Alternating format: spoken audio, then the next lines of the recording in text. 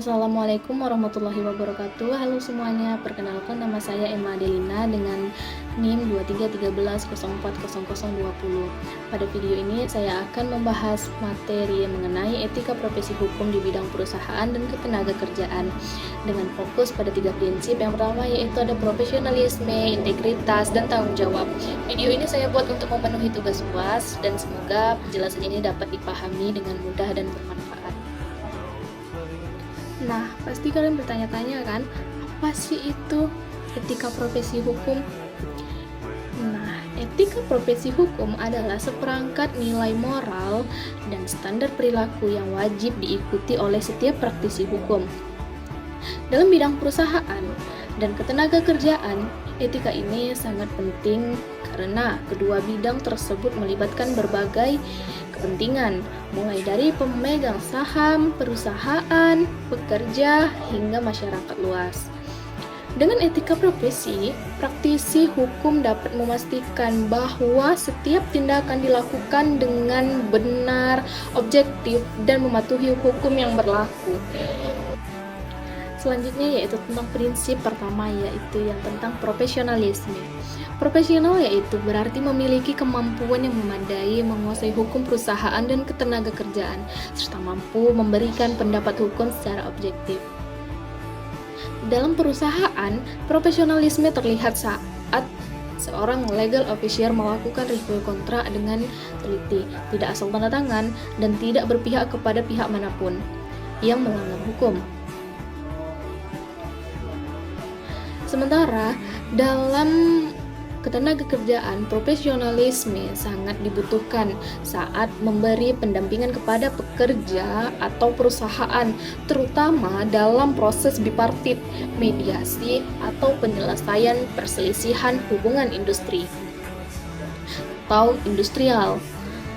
Dengan sikap profesional, seorang praktisi hukum mampu memberikan layanan hukum yang berkualitas dan dapat dipercaya.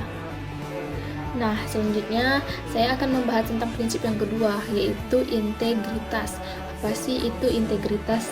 Integritas adalah sikap jujur, tidak koruptif, dan tidak memanipulatif fakta.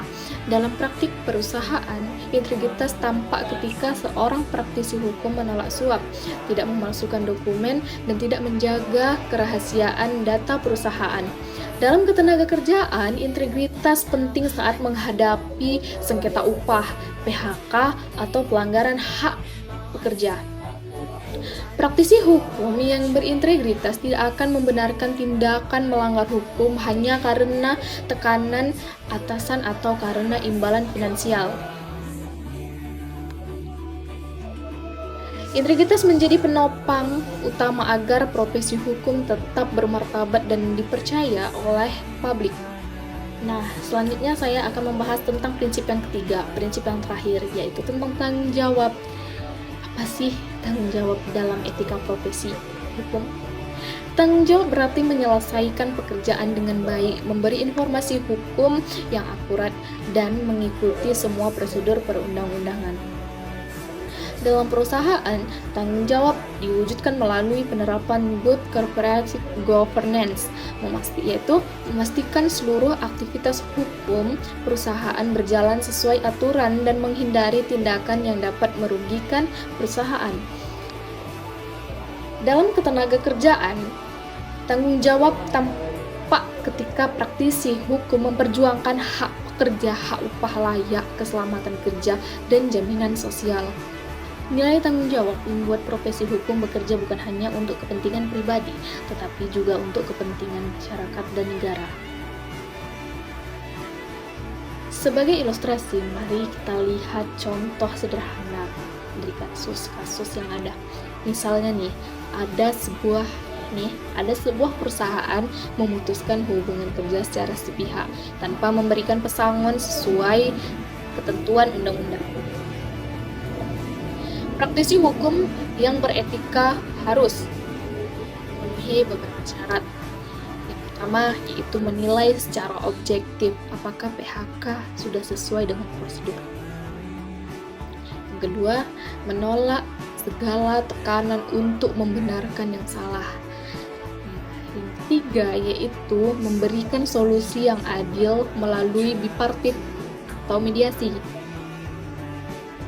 Contoh ini telah menunjukkan bagaimana profesionalisme, integritas, dan tanggung jawab bekerja secara bersamaan dalam penyelesaian masalah. Nah, jadi kesimpulannya, etika profesi hukum dalam bidang perusahaan dan ketenagakerjaan bertumpu pada 3 prinsip utama, yaitu profesionalisme, integritas, dan tanggung jawab. Ketiganya menjadi pedoman agar praktisi hukum dapat bekerja secara adil, objektif, dan dapat dipercaya.